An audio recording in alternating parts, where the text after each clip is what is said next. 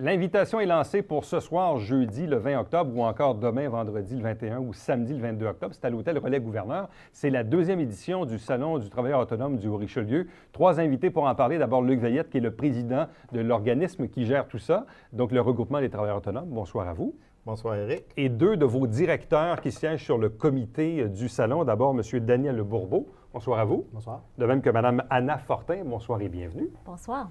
Donc, l'événement en est, dans le fond, là, assez... nous, on enregistre un peu quelques heures avant, là, mais on est en plein dedans. Parce que là, quand on est à quelques heures d'un événement comme ça, qu'est-ce qui reste à faire pour vous, là? Attendre les invités?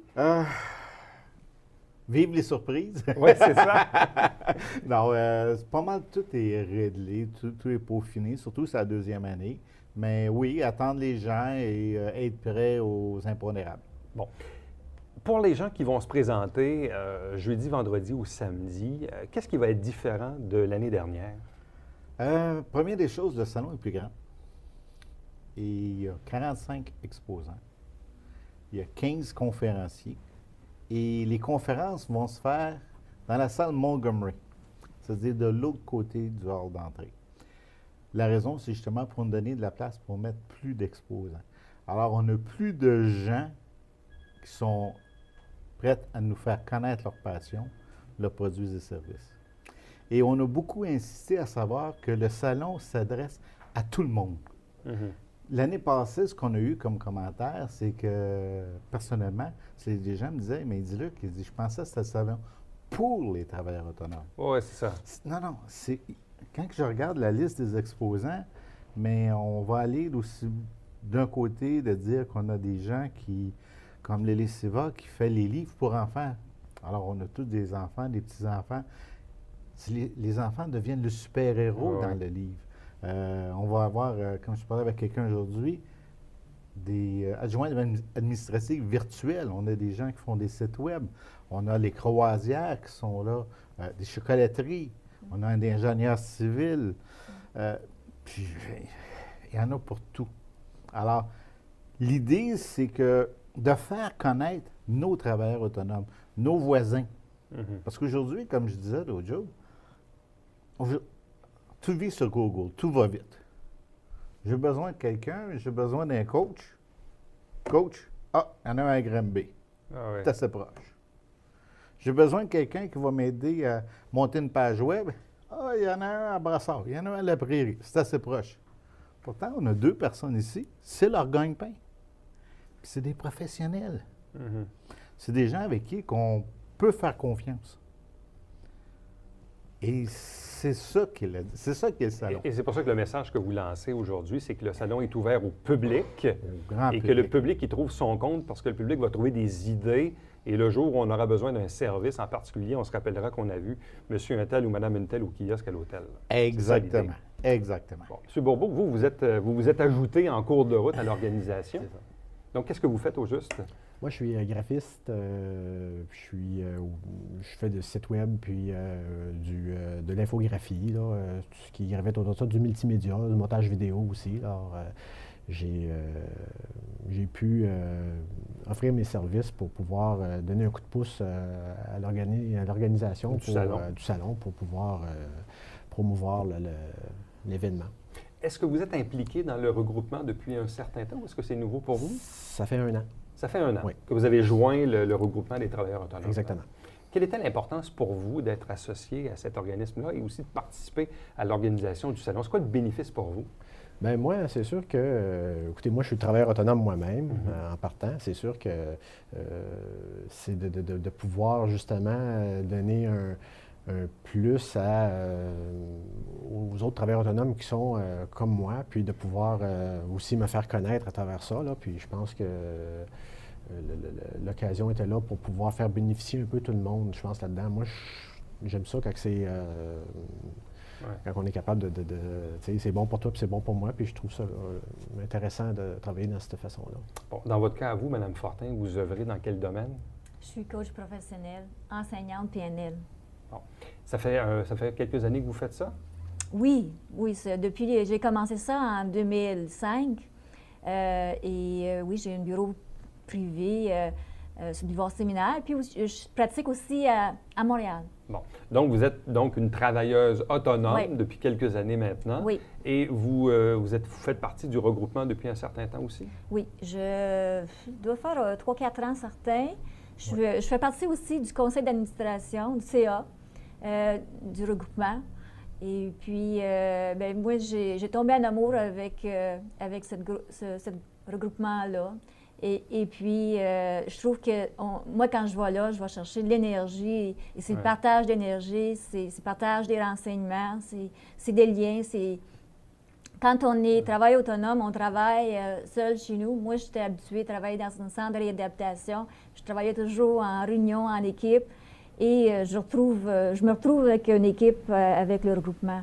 Et puis, je trouve que ça fait toute la différence. Même si je n'ai pas les clients directement qui viennent du regroupement en grand nombre, je sens qu'en m'impliquant avec le regroupement, ça m'apporte.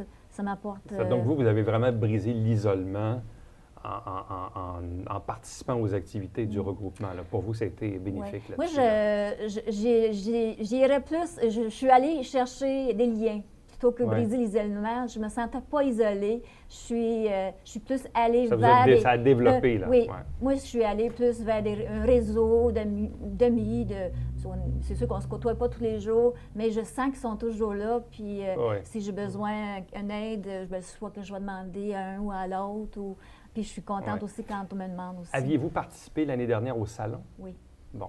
Donc, pour vous, ça va être une deuxième expérience. Oui. Comment l'aviez-vous vécu l'an passé? Pour vous, la première expérience, vous aviez trouvé ça comment? C'était vraiment une première expérience pour moi parce que je n'avais jamais participé à un salon, puis ça me disait vraiment pas grand-chose. Et j'ai été vraiment émerveillée par l'expérience. L'ambiance qu'il y avait là. Premièrement, l'emplacement, c'est vraiment très beau. Tous les gens qui sont venus et puis même tous les participants ont été vraiment très satisfaits avec l'ambiance qui s'est créée là. On a jasé entre exposants aussi, mais aussi on avait le temps d'accueillir les visiteurs et puis c'était vraiment pas la grosse foule où les gens cherchent à acheter le bargain. Là, donc, M. Veillette, cette année, il y a plus d'exposants. Vous avez une journée de plus aussi? Oui. Bon, ça y fait aussi. Et puis, bon, vous allez peut-être avoir aussi la température de votre côté. L'année passée, c'était un petit peu difficile. Ça ne faisait pas très beau le vendredi. Ça a comme nuit un peu. Donc, visiblement, cette année, vous pouvez atteindre 1 000 ou 2 000 visiteurs, là, probablement. Là. 2 000, je pense qu'avoir 2 000 visiteurs, ce serait un bel objectif réussi. Quand on regarde le bassin de population, 2 000 visiteurs, ce serait très bien. C'est sûr, c'est là pour tout le monde. Puis il n'y a pas personne qui va être perdant à venir à ce salon-là. Tout le monde va y trouver son compte. Puis ce qui est intéressant, comme tu demandais, Anna, c'était ta première expérience. Comment tu as vécu ça? Sur 30 kiosques l'année passée, il y en a 26 qui reviennent. Fait que je pense que juste ça, ça parle par soi-même. Donc, les gens ont aimé l'expérience et voulaient créer ça à nouveau. Exactement. Et déjà, on parle déjà de 2012, excuse-moi. On parle de 2012 et les gens parlent déjà à savoir quand est-ce que je peux réserver. Parce mais vous, dans votre tête, vous êtes même rendu en 2013, là. C'est peut-être ça. C'est ça l'affaire. Donc, pour vous, c'est là pour rester. Pour moi, je souhaite vivement que ça reste, qu'il va y avoir d'autres gens qui vont pouvoir reprendre la relève et continuer avec ça. Bon, et aussi, donc, on le rappelle, ce salon-là est ouvert au public. Oui. Et d'ailleurs, vous avez encore une fois la présence de Marcel Leboeuf cette année. On se posait. Supposé. Oui, parce que là, il a perdu, je pense. Il a perdu sa mère récemment, en fin de semaine. Ouais. Et je viens justement de parler avec son gérant, juste avant de partir. Jean-Claude m'a appelé, il dit là, qu'il dit le service est à 10 heures samedi. Marcel va tout faire pour être là à 1h30. S'il est retardé, il est en chemin. Attends-le. OK.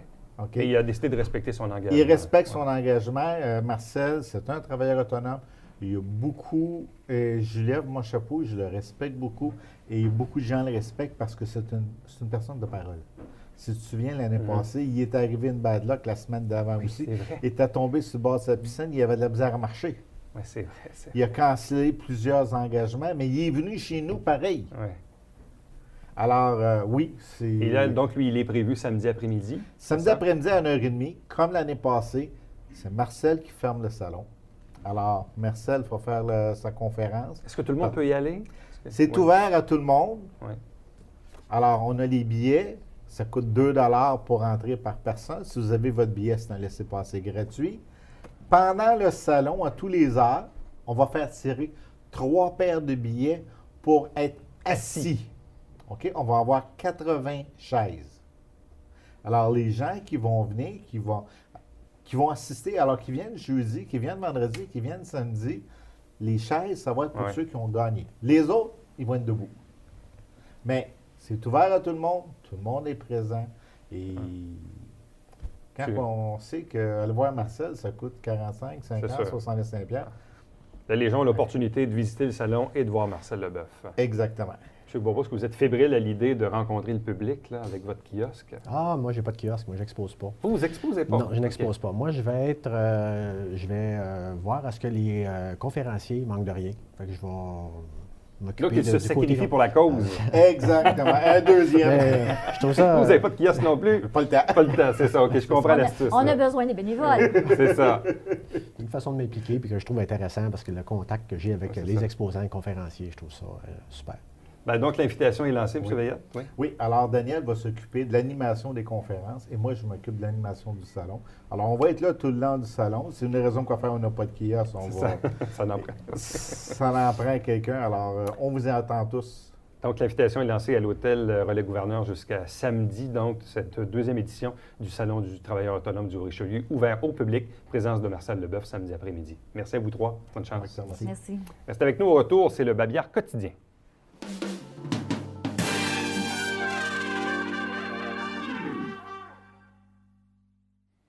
L'Halloween est au Fort Chambly. Samedi, le 29 octobre, il y a des activités et des gens costumés entre 17h30 et 21h30. Il y a un bazar qui est organisé en fin de semaine, en fait, la fin de semaine du 29-30. C'est de 9h à 17h à l'église Sainte-Anne de Sabrevois. Pour information, vous contactez Mme Flore Toulouse. Pour nous contacter, nous, la télévision du Richelieu, vous avez les coordonnées, toujours plus facile par courriel. Vous faites Éric Latour en un mot à commercial-tvhr9.com et rendez-vous chaque jour et chaque semaine sur notre site Internet pour voir et revoir nos entrevues, tvhr9.com. Devenez adepte de notre page sur facebook.com/tvhr9 et vous allez voir en même temps les mises à jour qu'on fait sur le site Internet. Pour voir nos émissions, en fait, c'est toujours du lundi au vendredi à 10h, 18h, 22h30, 1h30 la nuit et on rappelle le samedi entre 16 et 18h30. Rendez-vous demain. On vous parle de l'inauguration des cours vertes des écoles Notre-Dame du Sacré-Cœur et Marguerite Bourgeois.